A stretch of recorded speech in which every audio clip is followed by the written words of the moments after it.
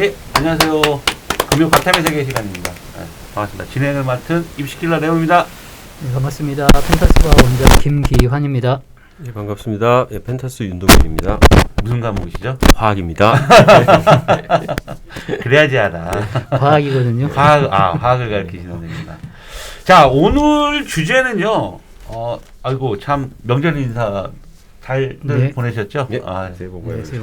우리가 명절 구정 이후에 첫 녹화니까 또 이제는 이제 뭐 오늘은 현재 고등학교 2학년 되는 아이들이 대학을 가는 시기가 2024학년도입니다.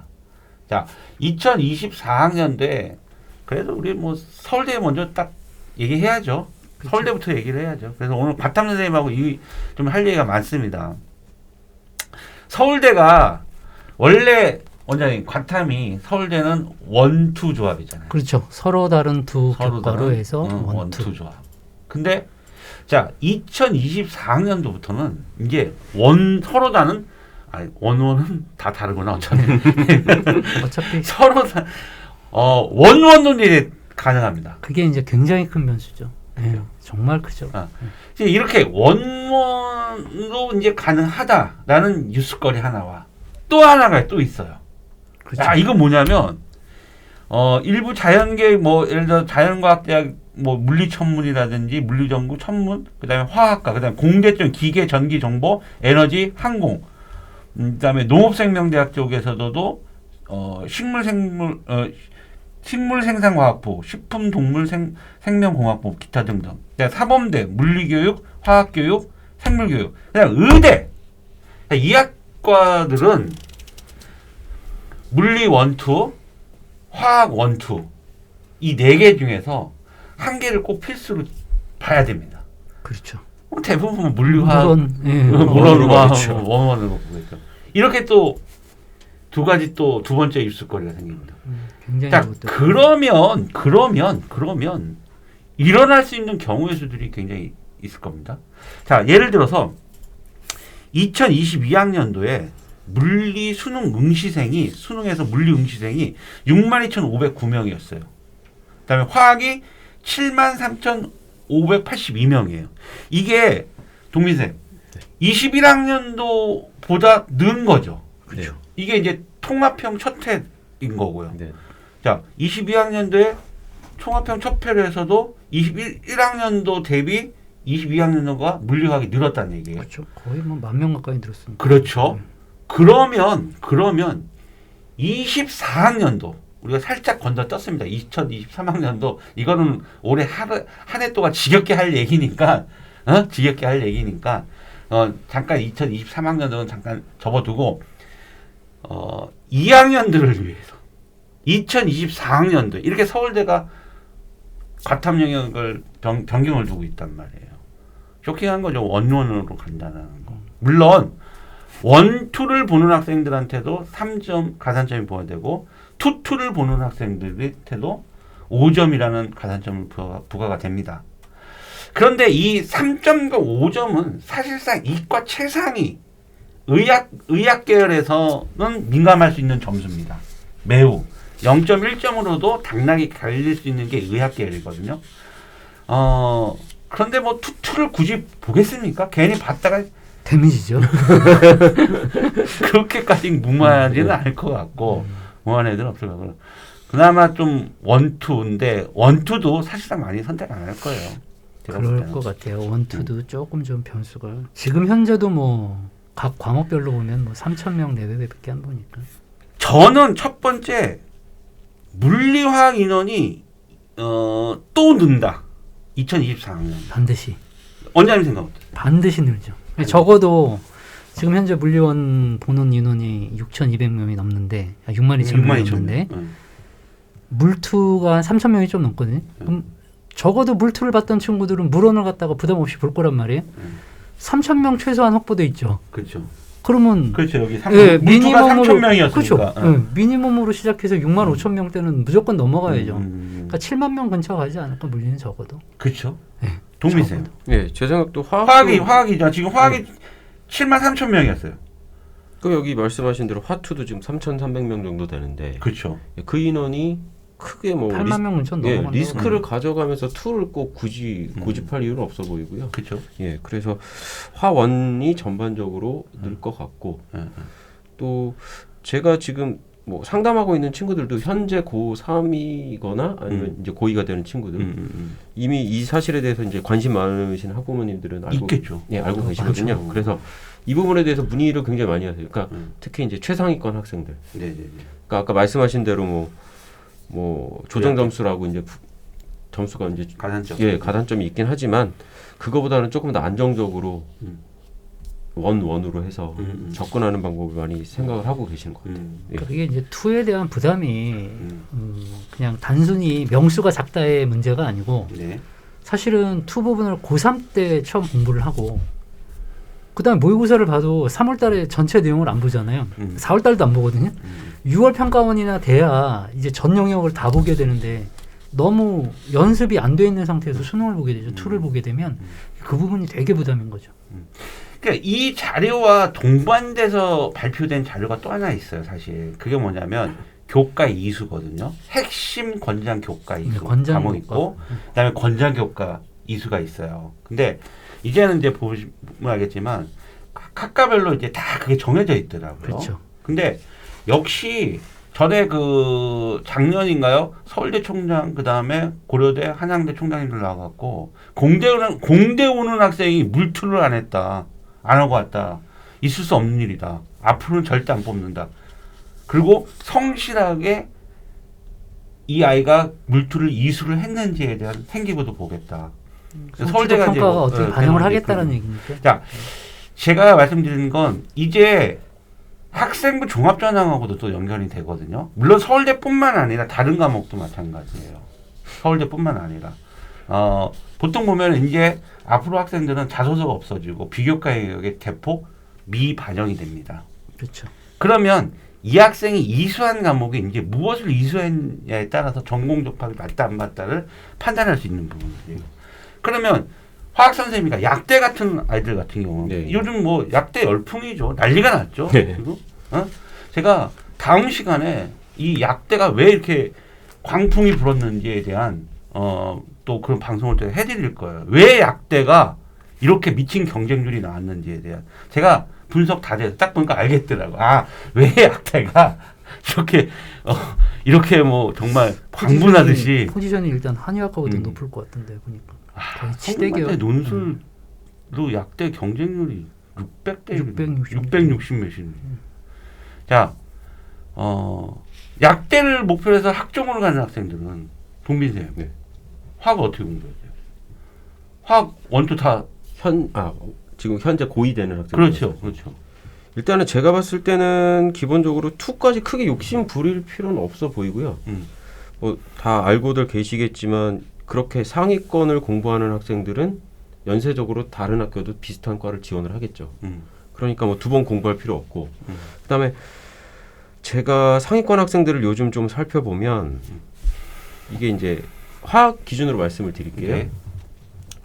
쭉 학교에서 이제 수업을 진행하다가 뒷부분에 좀 수월하다 싶은 부분을 커리큘럼상 안 하는 데도 있더라고요.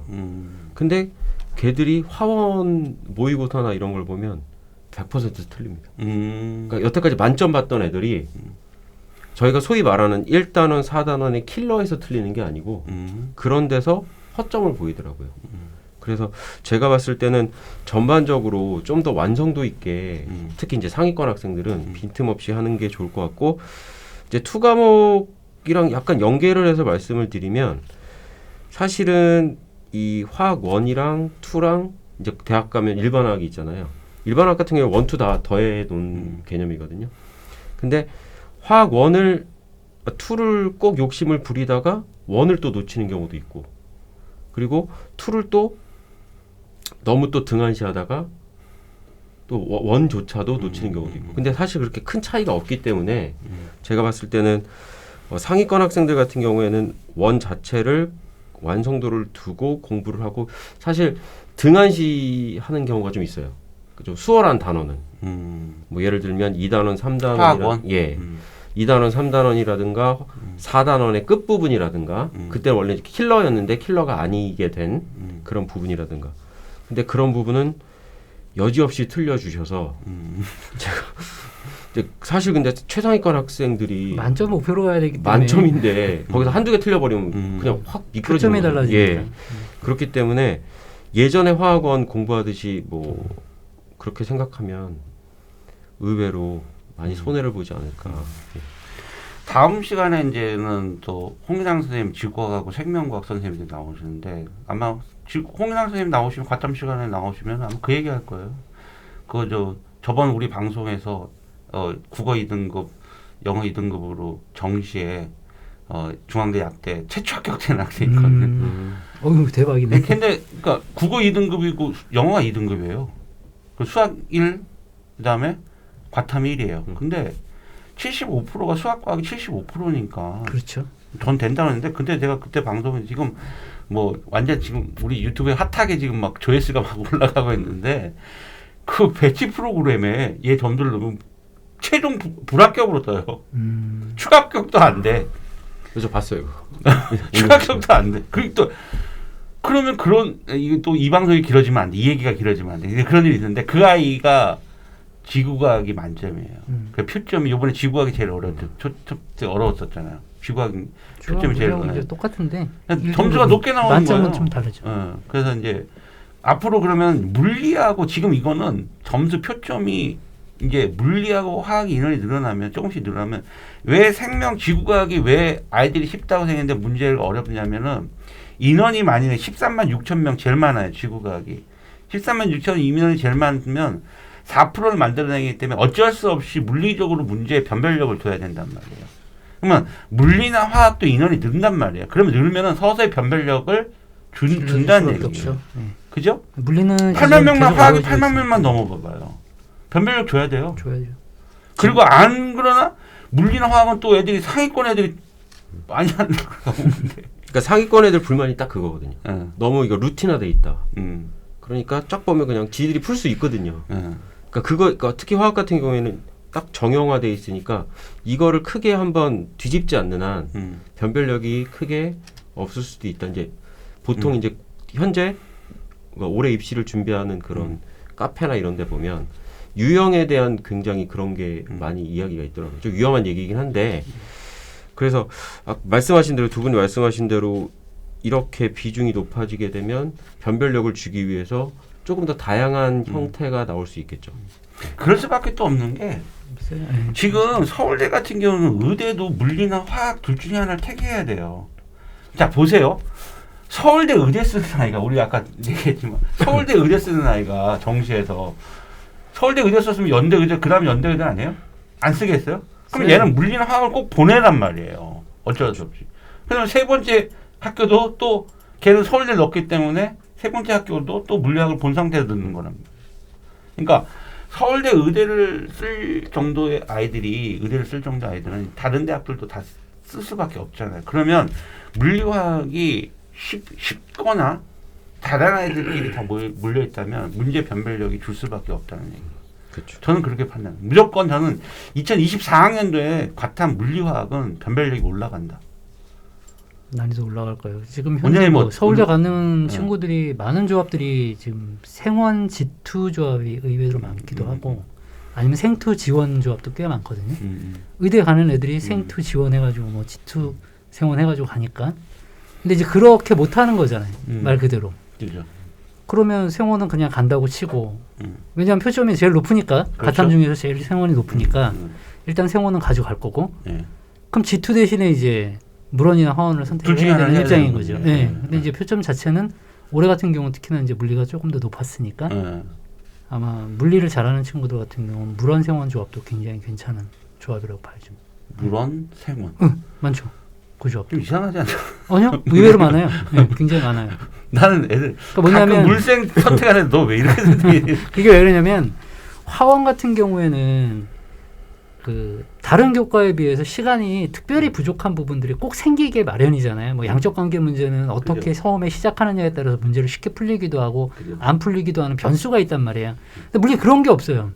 그런 게 없기 때문에 오히려 문제를 풀다 보면 양적 관계 문제 너무 싫어. 나 만점 맞는 게 목표야. 라고 생각을 한다고 물어는 그냥 정해져 있거든요.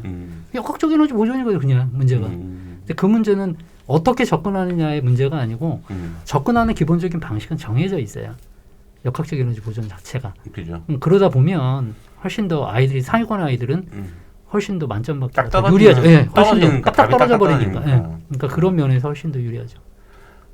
화학은 과정 속에서도 오류를 발생할 수 있잖아 아이들이. 그럼 경우의 수가 발생. 그죠. 경우의 수가 많아. 예, 예. 화학이. 5번 문제도 경우의 수가 발생할 수 있습니다. 제가 요즘 그 가끔 이제 물리 문제 풀어보면 예. 재밌더라고요. 그래서 그러면 안 되는데 예. 이게 재밌더라고요. 근데 이제 의대를 생각하는 학생들은 그치? 향후를 위해서라도 일반적으로 화원 이제 생원이 제일 화생이 가장 예, 일반적인 게 맞긴 일반적인 하고요. 그죠. 예. 아무래도 그렇게 되면 또 생계부 이수 과목도 그쪽으로 그려지면은 뭐 의학계로서의 아름다운 관련 교과 생계부- 자체가 네, 생계부가 화원 나올 생원 수 화투 있는, 색두니까. 구조가 된다. 자 그러면 자